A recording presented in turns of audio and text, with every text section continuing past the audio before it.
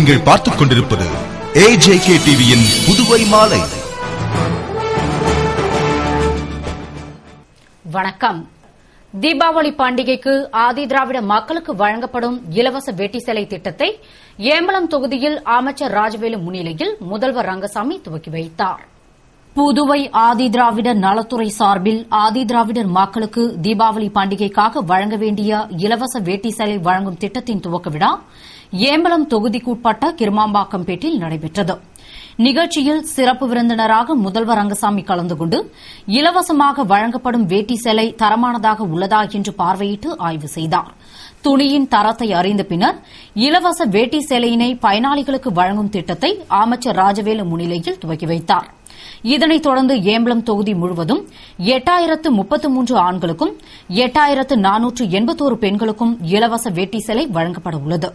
நிகழ்ச்சியில் ஆதி திராவிட நலத்துறை அதிகாரிகள் மற்றும் பயனாளிகள் திரளாக கலந்து கொண்டனர்.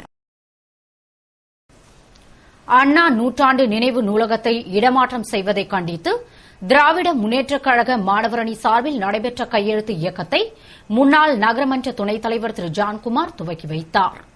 தமிழக முதல்வர் கலைஞர் கருணாநிதியால் கொண்டுவரப்பட்ட உலகிலேயே மிகப்பெரிய நூலகமான சென்னை கோட்டூர்புரத்தில் 172 கோடி செலவில் 2008ஆம் ஆண்டு அடிக்கல் நாட்டப்பட்டு 2010ஆம் ஆண்டு 8 ஏக்கர் நிலத்தில் 8 தளங்களாக 3,75,000 சதுர அடியில் சாதாரண நாட்களில் 1000 பேரும் விடுமுறை நாட்களில் 2,500 முதல் 3,000 எண்ணிக்கையில் மக்கள் பயன்படுத்தும் வண்ணம் 417 கார்கள் 1026 மோட்டார் சைக்கிள்கள் நிறுத்தும் வசதியுடன் 1100 பேர் அமரும் வண்ணம் பெரிய கூட்ட அரங்குடன் கட்டப்பட்டு திறக்கப்பட்ட அனைத்து தரப்பினருக்கும் ஏற்ற வகையில் நூல்கள் வசதி கொண்ட அண்ணா நூற்றாண்டு நினைவு நூலகத்தை காழ்ப்புணர்ச்சி காரணமாக அதிமுக அரசு இடமாற்றம் என்ற பெயரில் அழித்திடும் போக்கை கண்டித்து திமுக பொருளாளர் மு க ஸ்டாலினிடம் தமிழக மாணவர் அணி செயலாளர் புகழேந்தி அறிவிப்பின்படி 1,00,000 மாணவர்களிடமும் பொதுமக்களிடமும் கையெழுத்து பெற்று ஒப்படைக்கும் கையெழுத்து இயக்கம் புதுவையில் மாநில அமைப்பாளர் ஜானகிராமன் மற்றும் இளைஞரணி அமைப்பாளர் சிவா வழிகாட்டுதலின்படி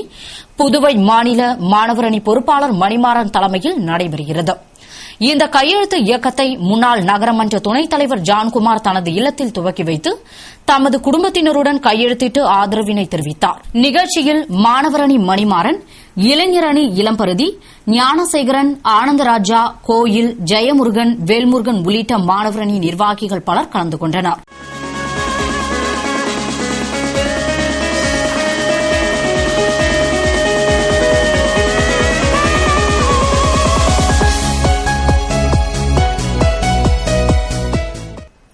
புதுவை சமூக நலத்துறை சார்பில் நடைபெற்ற சிறுபான்மையோர் தின விழாவில் அமைச்சர்கள் ராஜவேலு, பன்னீர்செல்வம் ஆகியோர் கலந்து கொண்டு சிறப்புரையாற்றினார்கள். புதுவை ரெட்டியார்பாளையம் புனித ஆந்திரேயா ஆலயத்தில் சமூக நலத்துறை சார்பில் நடைபெற்ற சிறுபான்மையோர் தின விழாவில் சமூக நலத்துறை சிறப்பு செயலர் தேவநிதிதாஸ் வரவேற்று பேசினார். உள்ளாட்சித்துறை அமைச்சர் பன்னீர்செல்வம் தலைமையில் சிறப்பு விருந்தினராக சமூக நலத்துறை அமைச்சர் ராஜவேலு கலந்து கொண்டு விழாவினை துவக்கி வைத்து சிறப்புரையாற்றினார். தொடர்ந்து ரெட்டியார்பாளையம் பங்குத்தந்தை பொன் அந்தோணிசாமி, அரசு டவுன் காஜியார் அல்ஹஜ் மௌலவி, முகமது ஜயித் பாகவி, சம்பத்ராஜ் ஜெயின், ஹர்வீந்தர் சிங் சட்டா ஆகியோர் வாழ்த்துரை வழங்கினர். விழாவில் சிறுபான்மை இனத்தை சேர்ந்தவர்கள் திரளாக கலந்து கொண்டு சிறப்பித்தனர். நிறைவாக சமூக நலத்துறை இயக்குநர் உத்தமன் நன்றி கூறினார். விழாவிற்கான ஏற்பாடுகளை சமூக நலத்துறை அலுவலர்கள் மற்றும் ஊழியர்கள் சிறப்பாக செய்திருந்தனர்.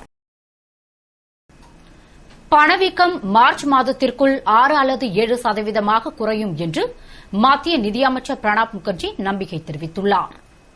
இது தொடர்பாக மத்திய நிதியமைச்சர் பிரணாப் முகர்ஜி கூறுகையில், கடந்த 3 மாதங்களாக பழங்கள், காய்கறிகள், முட்டை, இறைச்சி, மீன், பால் ஆகியவற்றின் விலை உயர்ந்து உணவுப் பொருள் பணவீக்கம் உயர்ந்துள்ளது. இது தவிர எரிபொருளின் விலையும் உயர்ந்துள்ளது.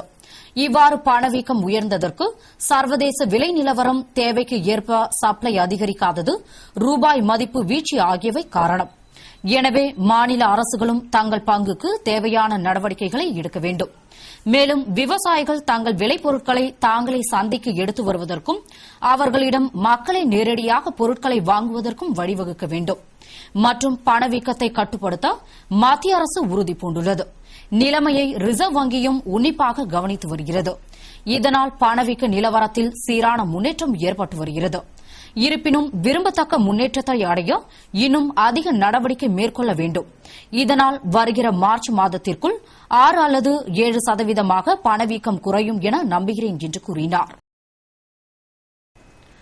டெல்லி சென்றுள்ள முன்னாள் முதல்வர் வைத்திலிங்கம், மாநில காங்கிரஸ் தலைவர் ஏ வி சுப்பிரமணியன் ஆகியோர் மத்திய அமைச்சர் குலாம் நபி ஆசாத்துடன் அரசியல் நிலவரம் குறித்து விளக்கினார். புதுவை சட்டமன்ற எதிர்க்கட்சித் தலைவரும் முன்னாள் முதல்வருமான வைத்திலிங்கம், மாநில காங்கிரஸ் தலைவர் ஏ வி சுப்பிரமணியன் மற்றும் வட்டார காங்கிரஸ் தலைவர் ஏ.கே.டி. ஆறுமுகம் மேலிட அழைப்பை ஏற்று டெல்லி சென்றனர். அங்கு மத்திய அமைச்சரும் புதுவை மாநில காங்கிரஸ் பொறுப்பாளருமான குலாம் நபி ஆசாத்தை சந்தித்து புதுவை அரசியல் நிலவரம், காங்கிரஸ் கட்சியின் செயல்பாடு, என்ஆர் காங்கிரஸ் அரசின் செயல்பாடு குறித்தும், மேலும் நடந்து முடிந்த இந்திராநகர் தொகுதியின் இடைத்தேர்தல் முடிவு குறித்தும் விளக்கினார். இதனை கேட்ட மத்திய அமைச்சர் குலாம் நபி ஆசாத் சிறந்த எதிர்க்கட்சியாக செயல்பட வேண்டும் என்றும் மக்களின் உணர்வுகளுக்கு ஏற்ப செயல்படுங்கள் என அறிவுறுத்திய பின் அவர்கள் அங்கிருந்து புறப்பட்டு சென்றனர். புதுவை ஆதி திராவிட நலத்துறை சார்பில் திருக்கனூரில் நடைபெற்ற நலிவடைந்தோர் தின விழாவில் அமைச்சர் ராஜவேலு கலந்து கொண்டு நலத்திட்ட உதவிகளை வழங்கினார். புதுவை திருக்கனூர் கார்த்திகேயன் திருமண மண்டபத்தில் ஆதி திராவிட நலத்துறை சார்பில் தேசிய ஒருமைப்பாட்டு வார விழாவினை முன்னிட்டு நடைபெற்ற நலிவடைந்தோர் தின விழாவில் சட்டமன்ற உறுப்பினர் டி.பி.ஆர். செல்வம் தலைமையில் ஆதி திராவிட நலத்துறை இயக்குநர் அன்பழகன் வரவேற்று பேசினார். திருக்கனூர் அரசு உயர்நிலைப்பள்ளி தலைமை ஆசிரியர் தண்டபாணி, கால்நடை மருத்துவமனை மருத்துவர் செல்வராஜ், சித்த மருத்துவமனை மருத்துவர் அருணாச்சலம், மண்ணாடிப்பட்டு கொம்யூன் பஞ்சாயத்து ஆணையர் சுந்தரராசு ஆகியோர் வாழ்த்துரை வழங்கினர்.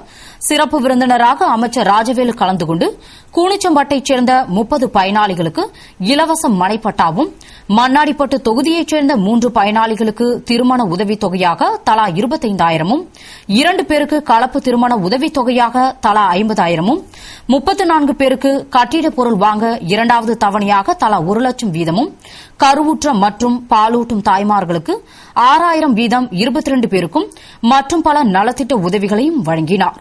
தொடர்ந்து கலை நிகழ்ச்சிகள் நடைபெற்றது. நிறைவாக துணை இணை இயக்குநர் மீனாகுமாரி நன்றி கூறினார். புதுவை மாநிலத்தில் உள்ள வங்கிகள் மாணவர்களுக்கு கல்விக் கடனை எளிதாக வழங்க வேண்டும் என்று வங்கி சேவை சாதனைக்கான அறிவிப்பு விழாவில் முதல்வர் ரங்கசாமி வலியுறுத்தி பேசினார். அனைத்து கிராமங்களுக்கும் வங்கி சேவை அளிக்கும் திட்டத்தில் புதுவை இந்தியாவிலேயே முதலிடம் வகிக்கிறது. இந்த சாதனையை அதிகாரப்பூர்வமாக அறிவிக்கும் விழா நூறடி சாலையில் தனியார் ஹோட்டலில் நடைபெற்றது.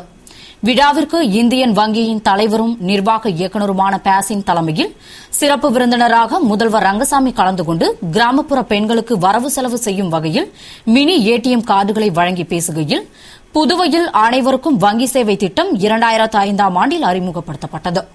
தற்பொழுது இந்த திட்டம் 2000க்கும் மேல் மக்கள் தொகை உள்ள 42 கிராமங்களுக்கும் 2000க்கு கீழ் மக்கள் உள்ள 25 கிராமங்களுக்கும் சென்றடைந்து கல்விக் கடன், வீட்டு வசதி கடன், தொழில் துவங்க கடன் என அனைத்து சேவைகளும் செய்து முதலிடத்தை பிடித்துள்ளது. இதனை மக்கள் பயன்படுத்திக் கொள்ள வேண்டும் என்றும் மாணவர்களுக்கு கல்விக் கடனை எளிதாக வங்கிகள் வழங்க வேண்டும் என்று வலியுறுத்தியும் பேசினார். விழாவில் மத்திய நிதித்துறை துணை செயலாளர் சோப்ரா, தலைமை செயலாளர் சத்யவதி, இந்தியன் வங்கி பொது மேலாளர் உலகன், சென்னை பொது மேலாளர் வீரராகவன் மற்றும் அதிகாரிகள், வாடிக்கையாளர்கள் கலந்து கொண்டனர். இத்துடன் செய்திகள் நிறைவடைகின்றன. வணக்கம்.